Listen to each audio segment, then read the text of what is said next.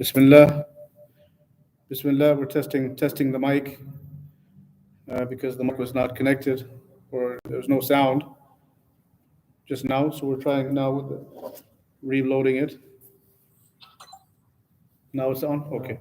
Inshallah. Uh,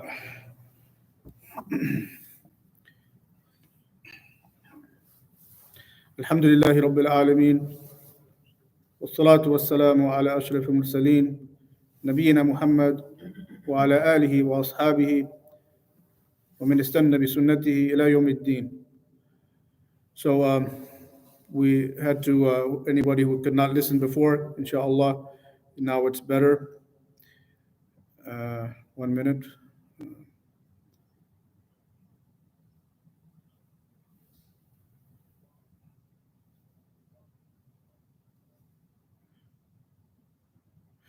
طيب كنا نتكلم في باب المسح على الخفين.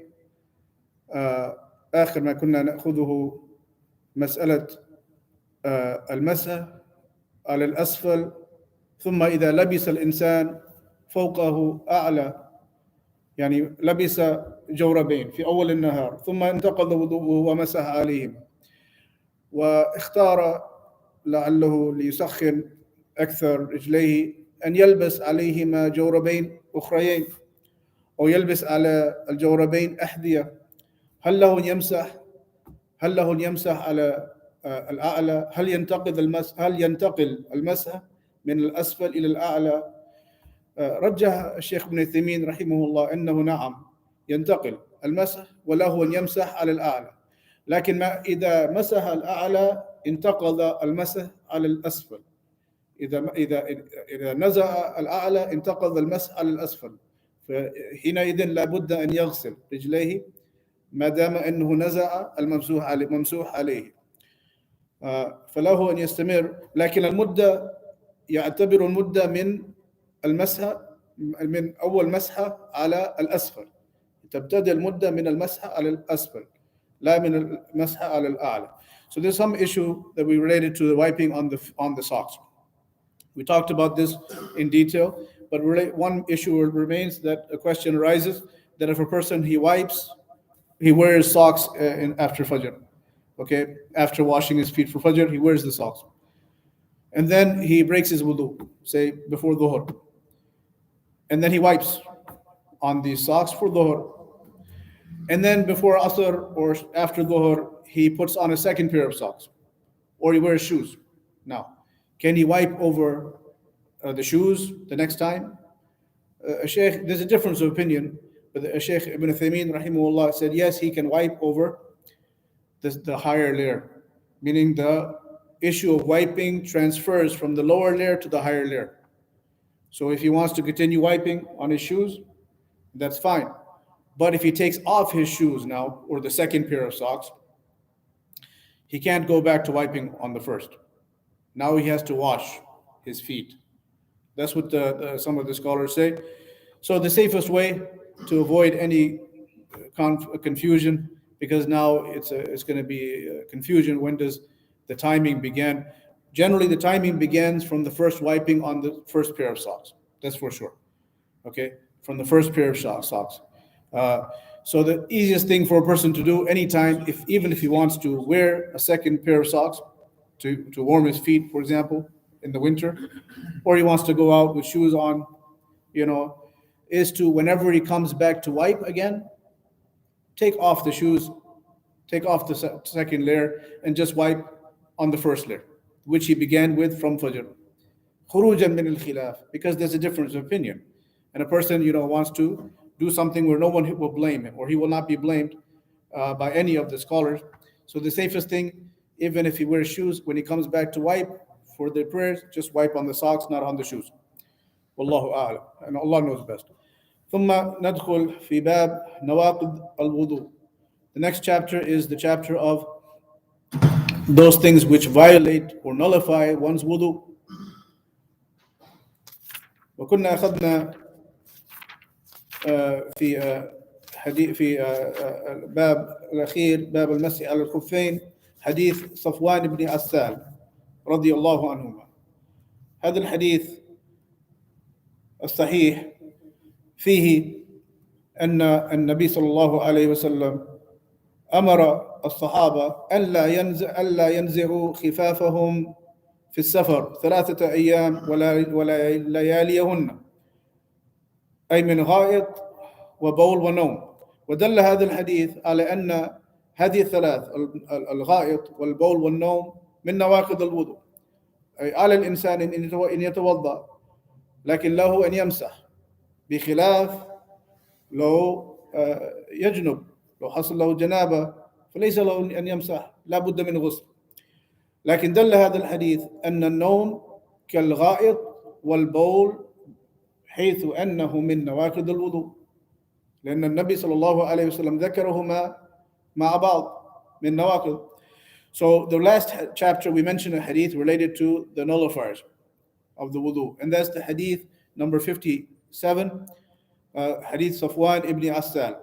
He said the Prophet sallallahu alaihi wasallam ordered us when we're traveling that we do not have to take off our socks if we violate our wudu.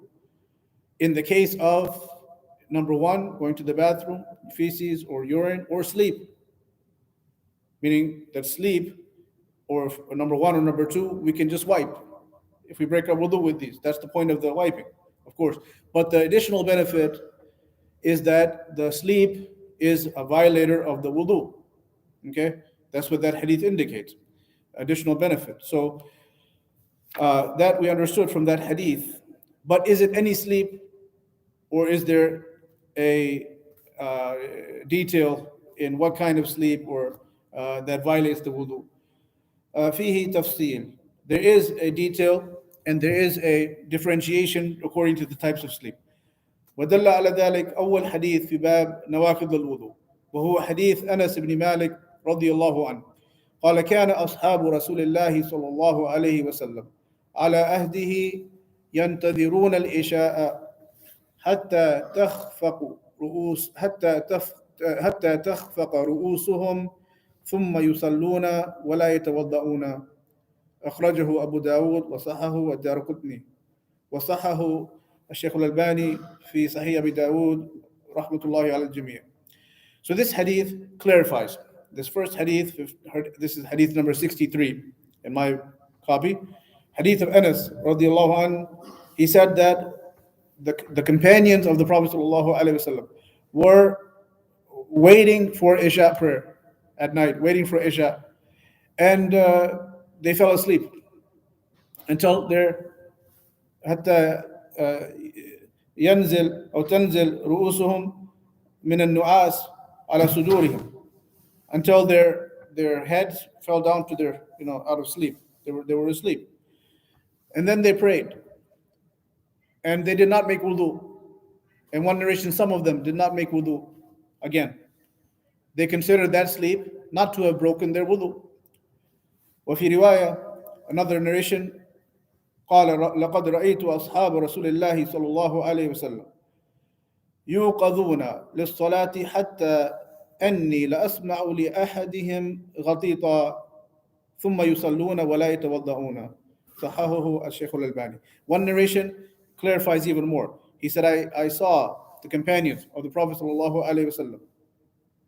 They would have to be woken up for the prayer of Isha, and they were asleep even till they were snoring. They were snoring, and they woke up and they proceeded to pray without refreshing their wudu, without making wudu. So this shows that sleep does not break the wudu. And the other hadith Safwan ibn Asal, said that the sleep breaks the wudu. So there is a differentiation. There is a quality of sleep, that which breaks the wudu. And وفي رواية أيضا, there's one narration according to this event when they fell asleep, or may have occurred more than once. كان أصحاب النبي صلى الله عليه وسلم يضعون جنوبهم فينامون فمنهم من يتوضأ ومنهم من لا يتوضأ. هذا الحديث أيضا صحيح، صححه الشيخ الألباني رحمة الله عليه. Another narration is that the Sahaba radiallahu anhum, they used to lie down waiting for Isha. So it wasn't just that they were sitting; they actually lied down, and when the time for the iqamah came, they woke up. Some of them made wudu, and some didn't. And those who didn't were not corrected. That no, you fell asleep now, you were lied down now, you snored now, you have to make wudu. No, it didn't come in the hadith. So هذا من الإقرار. هذا من إقرار النبي صلى الله عليه وسلم أو إقرار الله إقرار من الله لفعلهم. This is like the considered that Allah, this is هذا زمن التشريع, this is the time of revelation.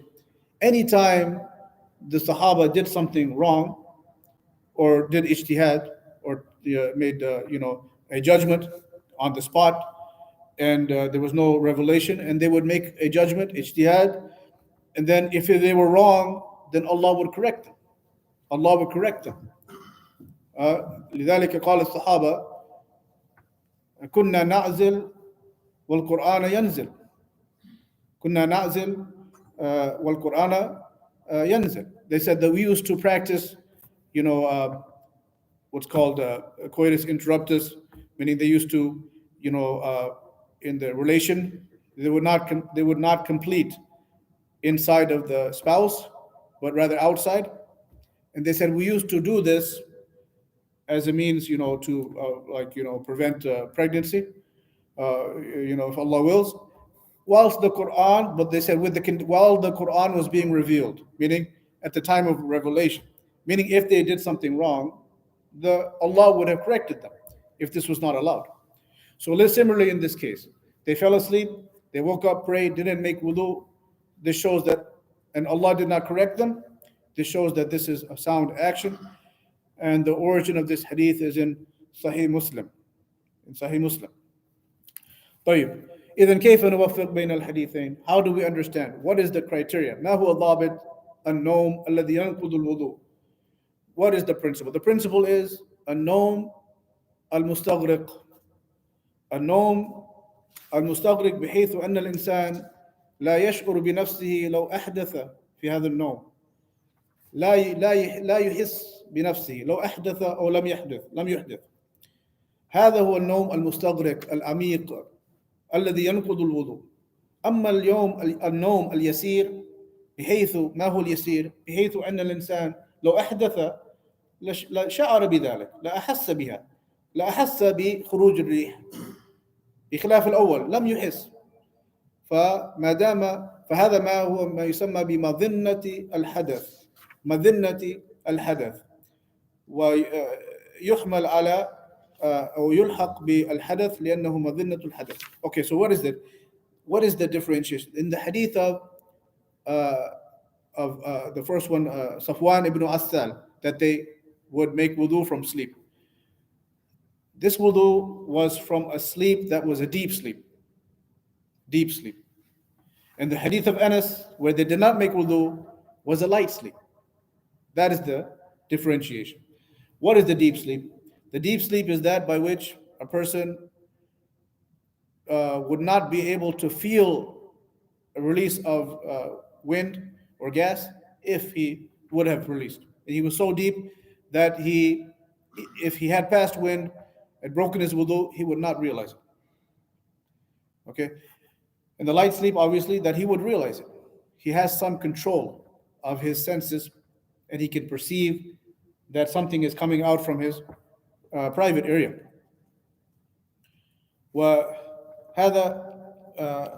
So this is the meaning.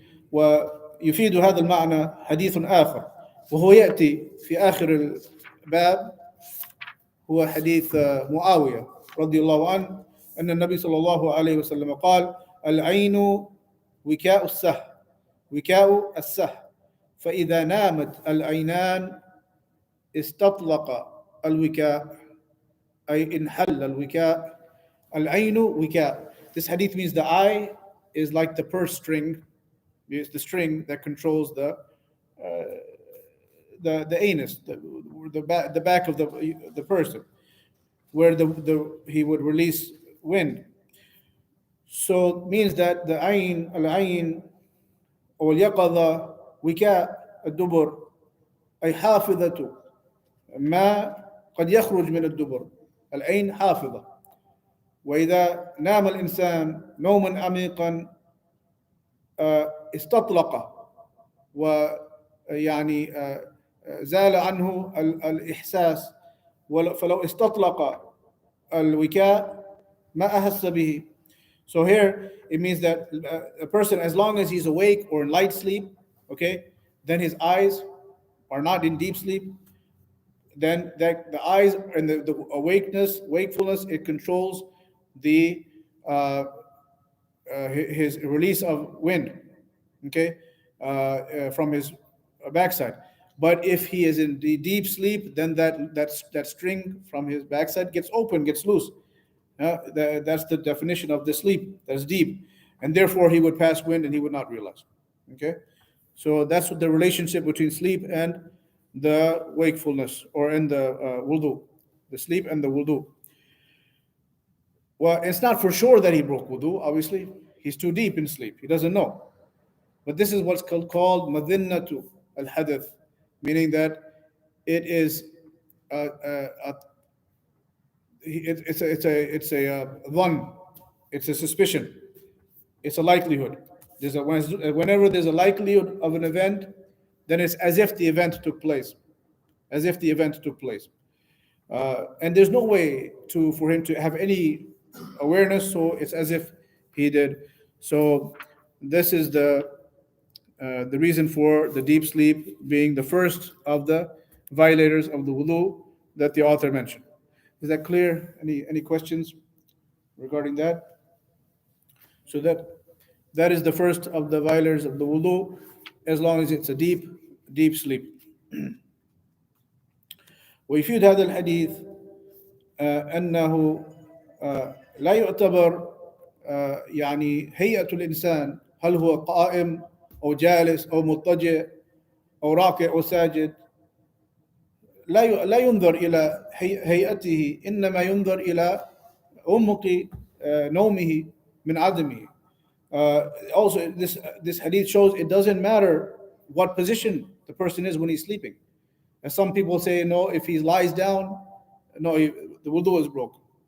We know that's not true, because in the narrations of the Sahaba, some of them lie down and they didn't make their wudu.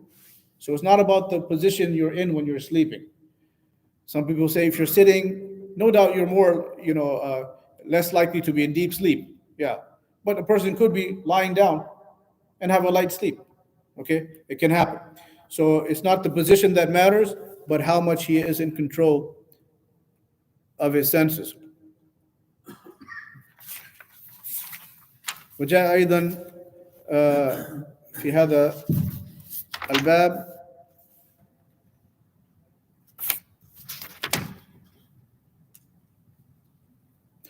نعم، الحديث في آخر الباب حديث 78، ولأبي داود أيضا عن ابن عباس رضي الله عنهما مرفوعا: إنما الوضوء على من نام مضطجعا. ولكن هذا الحديث في إسناده ضعفه الشيخ الألباني، لأنه يخالف الحديث الصحيح أيضا عن الصحابة. As far as the narration that says that you only have to make wudu if you fall asleep when lying down, that hadith is weak. That might be why some scholars have that opinion, but according to Shaykh Al-Albani rahimahullah and other scholars, that hadith is weak, and it goes against the authentic hadith we said in Sahih Muslim, or some narrations thereof, when the Sahaba, they would lie down and did not consider themselves to have broken their wudu. So it doesn't matter if you're lying down or not. طيب.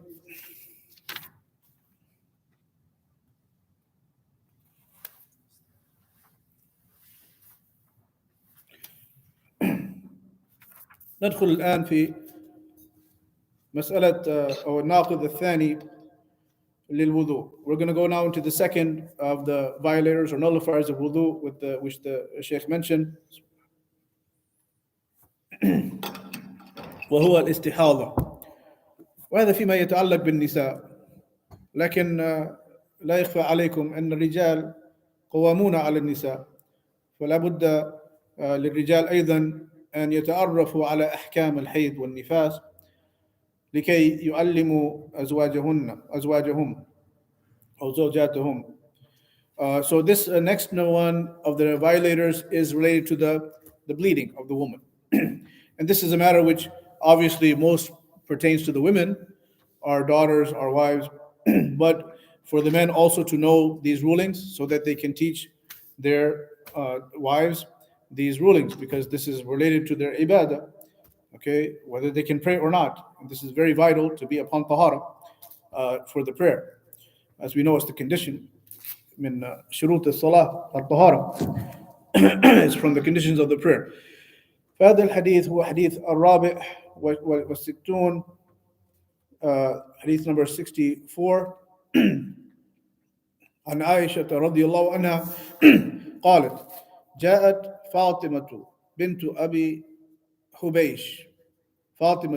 حبيش إلى النبي صلى الله عليه وسلم فقالت يا رسول الله إني امرأة أستحاض فلا أطهر أفأدع الصلاة قال لا إنما ذلك إرق وليس بحيض فإذا أقبلت حيضتك فدعي الصلاة وإذا أدبرت فاغسلي عنك الدم ثم صلي. متفق عليه. وفي رواية عن فاطمة نفسها، فاطمة بنت أبي حبيش عند أبي داود، هذا الحديث الأول متفق عليه. في رواية عند أبي داود أن النبي صلى الله عليه وسلم قال لها إذا كان دم الحيضة فإنه أسود يعرف فإذا كان كذلك فامسكي عن الصلاة، أي دم الاستحاضة، دم الحيض. فإذا كان الآخر فتوضئي وصلي فإنه هو إرق. Okay, so this hadith is related to the false bleeding. We know the real bleeding, the menses. We know this is obvious that a woman does not pray. أنها لا تصلي ولا تقضي الصلاة, and she does not have to make up those prayers that she missed, because that would be difficult. 6-7 days, 5 days, 5 prayers each day, 30 prayers. That's too much. So Allah min rahmatihi ala binati Adam أنه لم يشرع لها القضاء. That this is from Allah's mercy. But what is the one that so the menstrual bleeding, for sure she doesn't pray. She and when she's done with the menses, she takes a bath and proceeds to pray. So it's beyond breaking her wudu. She can't pray anyways. Okay, it doesn't. She does not have wudu, nonetheless, to pray. But the istihada is the false bleeding. Istihada is different than hayd. Hayd, real bleeding. Istihada, false bleeding. استحاضة هو سيلان الدم في غير وقته المعتاد وسببه مرض. دم الحيض ليس من مرض، دم طبيعي. أما دم الاستحاضة فبسبب مرض أو جرح أو أخذ أدوية أو التهاب أو انقطاع إرق في أدنى الرحم، فهذا هو دم الفاسد أو دم غير طبيعي، دم جرح أو إرق. هذا لا يمنع من الصلاة. دم الاستحاضة لا يمنع من الصلاة، لكنه من نواقض الوضوء، فعليها أن تتوضئي لكل صلاة أو أن تجمعي بين الصلاتين بالغسل بينهما، أنها تؤخر الصلاة إلى الصلاة وتتوضأ للصلاتين المجمعين. So here the difference is, we said that the dam istihada is a bleeding for outside of the menses.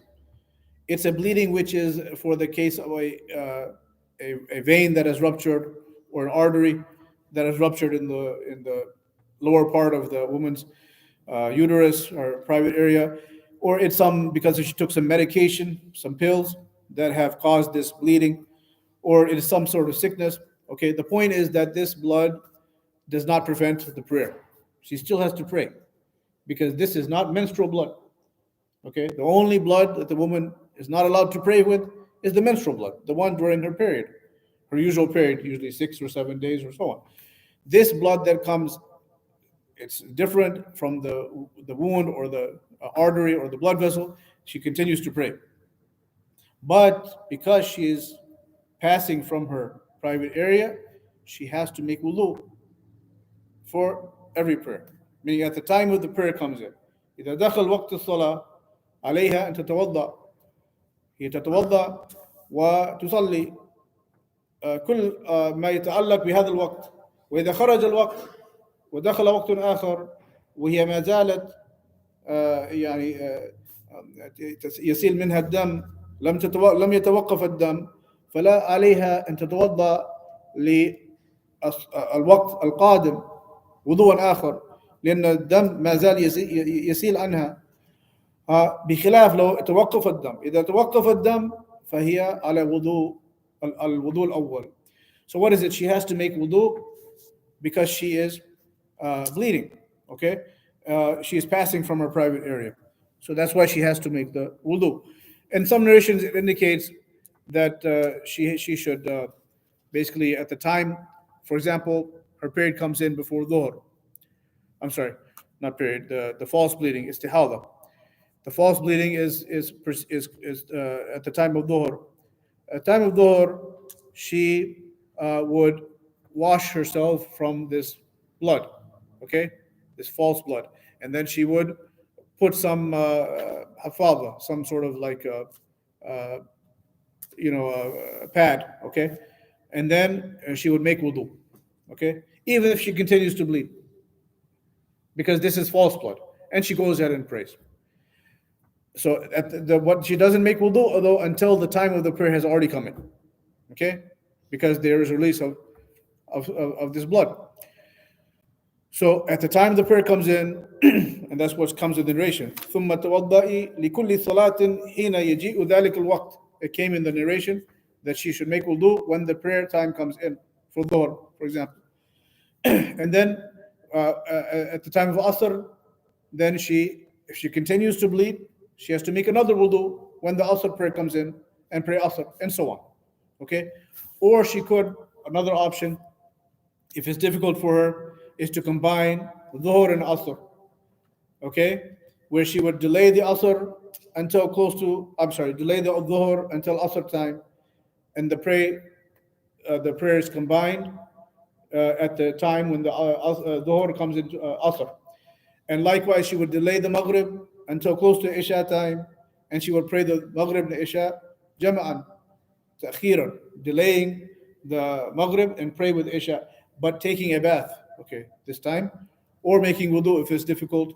But the point is that she would allowed to combine the prayer, and the best if she takes a bath, in this case, to wipe clean off the blood for dhuhr and asr and maghrib and isha.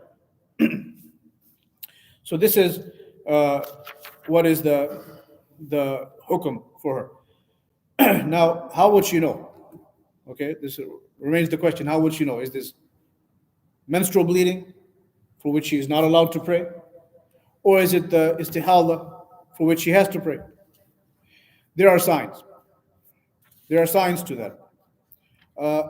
أولا, the first thing في الحديث قال صلى الله عليه وسلم فإذا أقبلت حيضتك فدعي الصلاة. إذا كان عندها عادة هي معتادة وعندها عادة 6 أيام أو 7 أيام واستمر الدم فوق هذه المدة، فعليها أن تعتبر العادة عادتها الأولى 6 أيام هي تمسكي عن الصلاة، وهي تعتبر هذه المدة حيضتها. وإذا أدبرت إذا انقطع أو انقضت هذه الأيام 6 أيام عادتها، فاغسلي، هي تغسل عنها الدم، ويعني تغتسل وتغسل عن الدم، ثم هي تصلي، لأن هذا في الأيام التي زادت على العادة هذا الدم استحاضة. First of all, how does she know? Because this is a disease. We say she has like a broken blood vessel or something that she's bleeding extra. more than her usual. She usually bleeds 6 days. So if she has a regular pattern, 6 days, then when this extra bleeding comes in the following months, she considers only the first 6 days as the menses. So the first 6 days, she doesn't pray. Okay? Seventh day, she considers that and beyond any further bleeding as istihala, false bleeding, and she just washes herself of the blood, as we said, and puts on the pad and makes wudu at the time of the prayer, and so on. And she continues to pray. As he said, sallallahu alayhi wasallam, when she asked him, "Do I leave the prayer?" He said, "No, don't leave the prayer. What is beyond your usual period length, 6 days, for example, or 7 days, whatever she has." So that is if the first condition is that if she knows she has a regular period length, 6 days. What if she doesn't have a regular period length? What if she varies, or what if the in the beginning of her first starting her period, when she was became mature, she started with false bleeding from the beginning. She never had a regular period, or her period used to vary. What should she do? There are signs now. هذا من التمييز. هناك صفات تميز دم الحيض عن دم الاستحاضة. Then she looks at the quality of the blood. There's attributes are different because one is real menstrual bleeding, which is najas. اتفاق أهل العلم. That's the blood which is najasa, which is the menstrual blood, and the dam istihada. There's difference of opinion, but it's not. There's some scholars say it's not najas. Okay, some scholars do say, but the point is it breaks the wudu, but she prays. The point is there's difference. What are the attributes that by which a person can differentiate between dam al-hayd and dam al-istihada? دم الحيض أولا يعني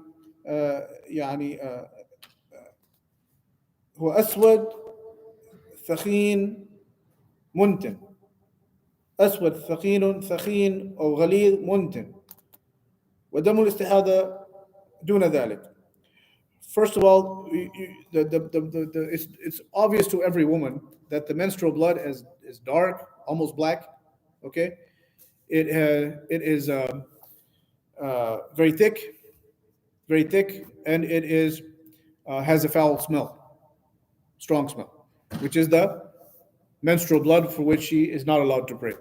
The one which is the arterial bleeding blood, which is like a wound, is tihala. The opposite. It's light, like reddish. It's light. It's not thick. رقيق. It does not have a foul smell. Okay. فالفروق بين الدمين من حيث اللون ومن حيث الرقة ومن حيث الرائحة. So there's three attributes: the color, the thickness, and the smell. The color, dark, black, versus for the menstrual blood, versus reddish for the istihada. Ribqa, the thickness, very thick for the menses, thin, not for the istihada. And the smell, foul versus not foul smell. These are the most common differentiations. So what does she do? We're going back to now a woman who does not have a regular period. She never had 6 days or 7 days. She was varied or so on. She was all over the place. And then what does she do? She looks at the quality of the blood. If it is the qualities of hayd, and as long as it is black and so on and thick, then she does not pray. Okay? And as soon as the quality changes to a lighter, reddish, thin, and the smell is gone, this is istihada. And she just takes a bath and prays and washes herself for every prayer and wudu for every prayer. Okay? This is what she should do. هي يعني ما تسمى المميزة الأول المعتادة. The first condition that she has a regular period. A second, that she can differentiate مميزة between the attributes of her bleeding. What if she does not have a regular period length, nor can she differentiate because the blood is confusing and she cannot tell between this and that. في هذه الحالة هي ما تسمى بالمتحيرة، متحيرة، فإنها تنظر إلى نسائها، إلى أمها، إلى أخواتها، إلى خالاتها، إلى يعني عادتهن. إذا كانت عادتهن 6 أيام فهي تعتد ب6 أيام إعمالا بعادتهن. لأن في الغالب هناك يعني تشابه بين النساء في العائلة، في القريبات، كما هو معلوم. So what if she, in this case, she does not have a regular period length, nor can she differentiate the blood? Then she has to look at the women in her family. Okay, her mother, what's her period usually? Her sisters, her aunts, maternal aunts. If they usually have 7 days, then she considers her period 7 days. And anything beyond that, 8, 9, 10, istihada, as false bleeding, and she prays with it. So this is what the scholars consider. So this is a little bit detailed beyond the fact that it nullifies the wudu. But one should know, beyond the fact that this false bleeding nullifies the wudu, it also has these regulations concerning it. So that is related to the istihada.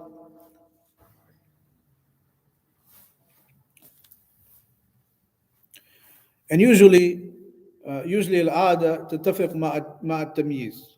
Usually the length of the period, which she usually has, usually that blood during that usual length period is going to have the attributes of menstrual blood. That's usually because it is the menstrual period time. It's going to have menstrual blood, dark, thick, smell. But if sometimes there's difference, and women may get confused, and thereby she would look at the attributes of the blood. Okay, any questions on that? We've taken now the istihada. The first we took the sleep, deep sleep, then the false bleeding violates the wudu.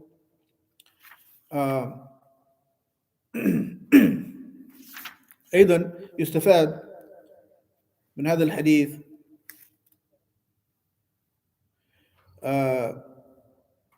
حكم من له حدث دائم، يلحق من له حدث دائم بالمستحاضة. هذا من القياس الصحيح. مثلا إنسان له بول دائم، سلل البول، أو له ريح تخرج من دبره دائما، فإنه يلحق بالمستحاضة في الحكم، أي أنه عليه أن يتوضأ حين يدخل وقت الصلاة. هذا أيضا للرجال كما هو للنساء. مثلا إنسان له سلس بول، فإنه إذا دخل وقت الصلاة يتوضأ، وإن كان يستمر معه البول ويخرج منه البول يتوضأ وقت الصلاة كما تفعل المستحاضة، ويصلي وإن كان البول يقطر، وإن كان البول يقطر منه يصلي عادي لأنه معذور. والله لا يكلف الله نفسا إلا وسعها، والمشقة تجلب التيسير. ولكن عليه أن يتوضأ حين دخل وقت الصلاة ويتحفظ ويصلي هذا الصلاة ويتوضأ وضوءا جديدا للصلاة القادمة، للوقت القادم.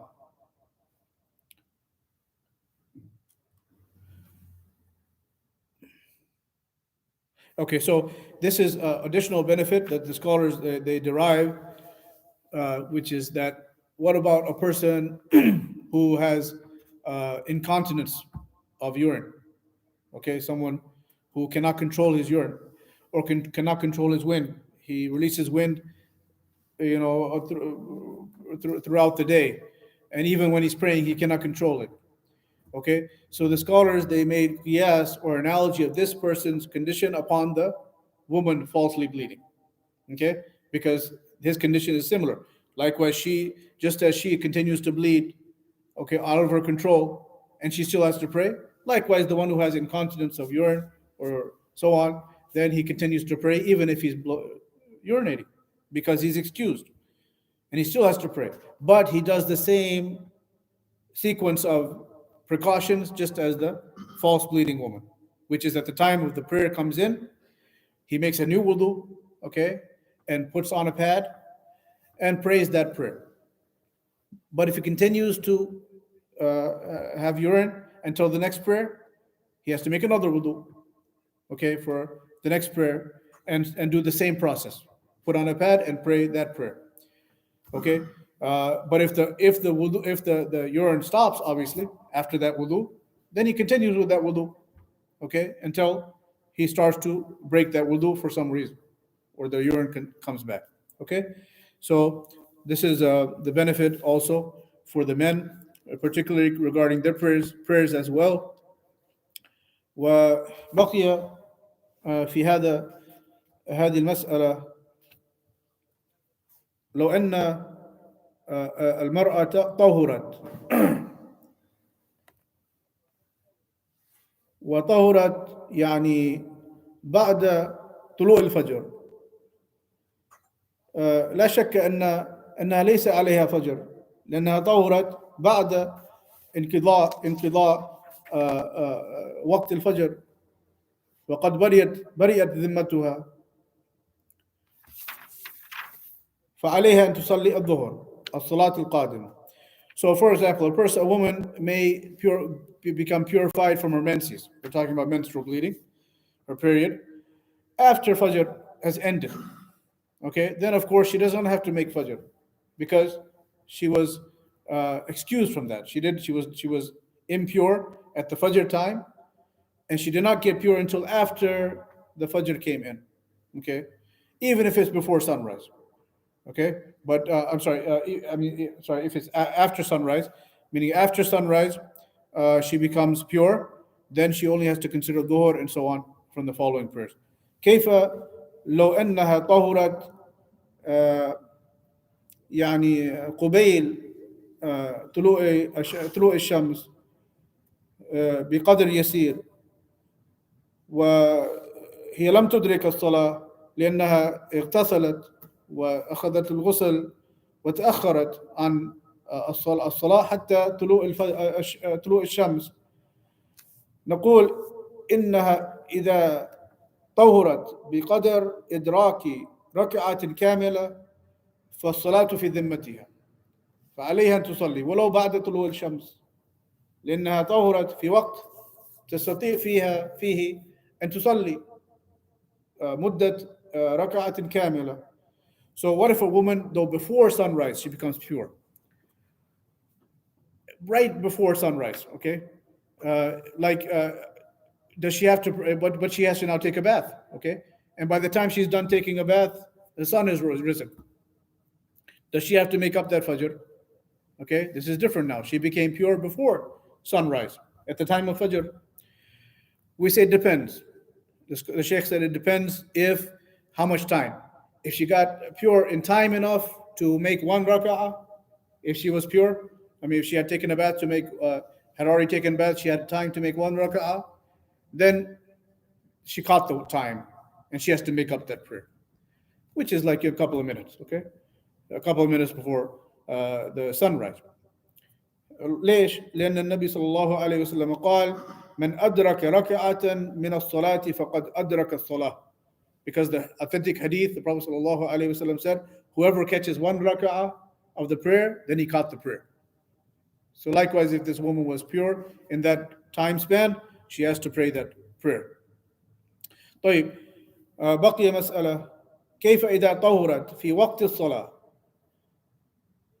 هل يلزمها قضاء ما قبلها؟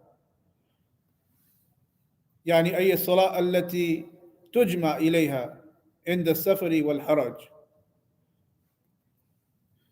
مثلا المرأة طهرت قبل المغرب، قبل غروب الشمس، هل عليها أن تصلي العصر؟ لا شك عليها عصر، لكن هل عليها كمان الظهر؟ فيه خلاف، لكن الراجح الذي رجحه الشيخ هنا أنها ليس عليها الظهر، إنما عليها العصر، لأن الظهر خرج وقته، خرج وقت صلاة الظهر فهي معذورة وبرئت فقد برئت ذمتها من صلاة الظهر. So here, what if a woman becomes pure from her menses before Maghrib, before sunset? Okay, no doubt she has to pray Dhuhr. Pray Asr. I'm sorry. No doubt she has to pray Asr. But does she also have to pray Dhuhr from that day because she was pure before Maghrib?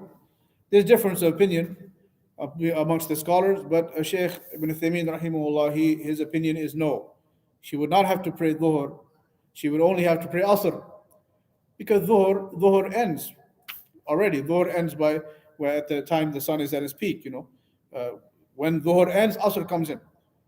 So she became pure at the end of Asr time. So she missed Dhuhr. She was not able to pray, so she's excused from the Dhuhr prayer. She only has to pray Asr. Likewise, if she became pure after sunset, okay, but after Maghrib has gone, okay, after the twilight, Isha has come in already and becomes pure, she only has to pray Isha. She does not have to pray Maghrib, okay. Some scholars say she does have to because these are prayers that are combined in usual cases, Maghrib with Isha, Dhuhr and Asr. But the Sheikh said there's no proof for that from any of the narrations, but this is an ijtihad from the scholars. طيب بقي لو أنها طهرت في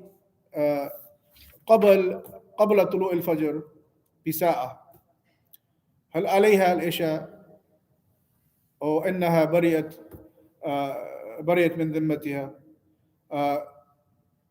الراجح أنها ليس عليها عشاء لأن وقت صلاة العشاء إلى منتصف الليل، لا يمتد وقت صلاة العشاء إلى طلوع الفجر على خلاف، لكن الحديث يدل على هذا. قال صلى الله عليه وسلم وقت العشاء إلى نصف الليل، فإذا هي طهرت بعد نصف الليل فإنه قد خرج وقت العشاء فهي معذورة ليست مسؤولة عنها. So what if a woman finally becomes pure before Fajr comes in, okay?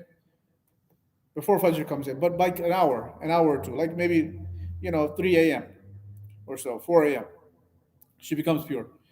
Then does she have to make up Isha from the night before? Difference of opinion, but Sheikh said no, because the time of Isha actually ends at the middle of the night. It's in the hadith.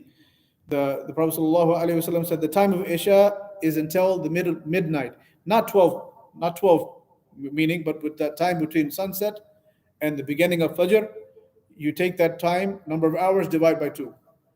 So for example, now, say 5 until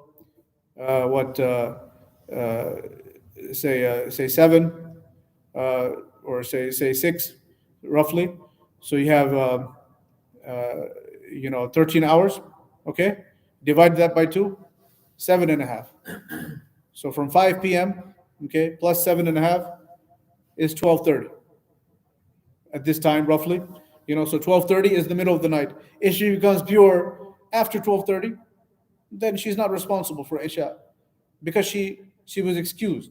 The time of Isha ended and went while she was still in her menses. So she's not asked about that. But she, of course, has to pray Fajr, take a bath and pray Fajr and everything else after that. Okay?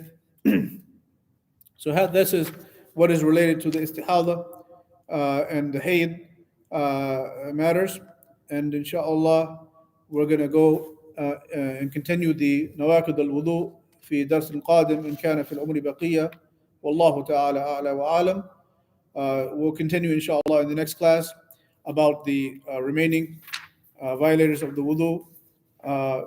Generally anything that goes out of a person, private area, violates the wudu, with some exception, okay? Like the madhi, we mentioned the pre-ejaculatory fluid of desire, not the money. Money you have to take a bath, for sure, if a person has orgasm. But if it's madhi, which is the lighter fluid, thin fluid, which is of desire, then he has to make wudu. That's one from the violators of wudu. Okay, but the exception to that, we'll just mention the one exception to that, which is this is the benefit for the women, is that the secretions for the woman, which is sometimes women have a secretion, okay? They can have a secretion which is not blood, okay? Not false blood, not real blood, either. Not istihada, not, and it is not out of any desire, okay? Just out of the blue. She can have some secretion. This is a difficult condition for her. Does she know? Does she have to make wudu? Did it violate the wudu? Is it impure blood or not? لا شك أنه طاهر قول واحد.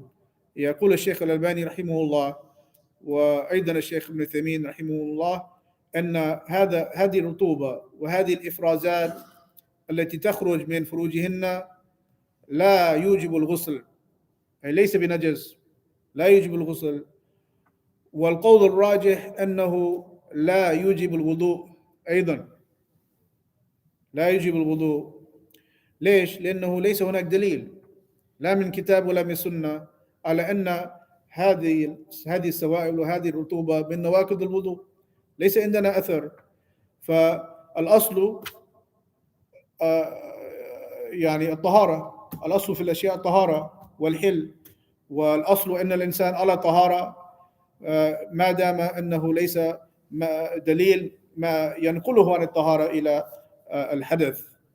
So to summarize this issue, Shaykh Al-Albani rahimahullah, also Shaykh Ibn Taymiyyah rahimahullah, their opinion is that this secretion, which is not of anything that we know ruling of, then it is not impure. First of all, it does not mean she has to take a bath from it, for sure. But does it break her wudu? Even so, it does not break her wudu. Okay, it would not break her wudu, and it would not cause her to be in a major impurity or a minor impurity, but she would just simply, clean herself. But she does not have. It's not like istihada. Okay, istihada is blood, although it's a false blood. But we have a hadith. The Prophet sallallahu alaihi wasallam said, "قال اغسلي عنك الدم," wash the blood, وتوضئي, and make wudu. Do we have any narration about this other secretion which is not from desire and not blood, that he said sallallahu alaihi wasallam wash it and make wudu? We don't have. Okay, so we go back to the origin. The origin is that a person is غير مكلف. يعني الأصل في العبادات التوقيف التوقف, that we have to we cannot say obligate upon the servants of Allah a worship when we don't have the proof. We don't have Quran or Sunnah to say you broke your wudu, so we cannot say you have to make wudu, and you remain upon the wudu, and this is the safer. Wallahu ta'ala a'la wa alam. And we'll conclude there and continue inshallah in the next class. Any questions on what we took today? No? Inshallah we'll conclude there. Jazakumullah khair wa barakallahu feekum. Wallahu ta'ala a'la wa alam.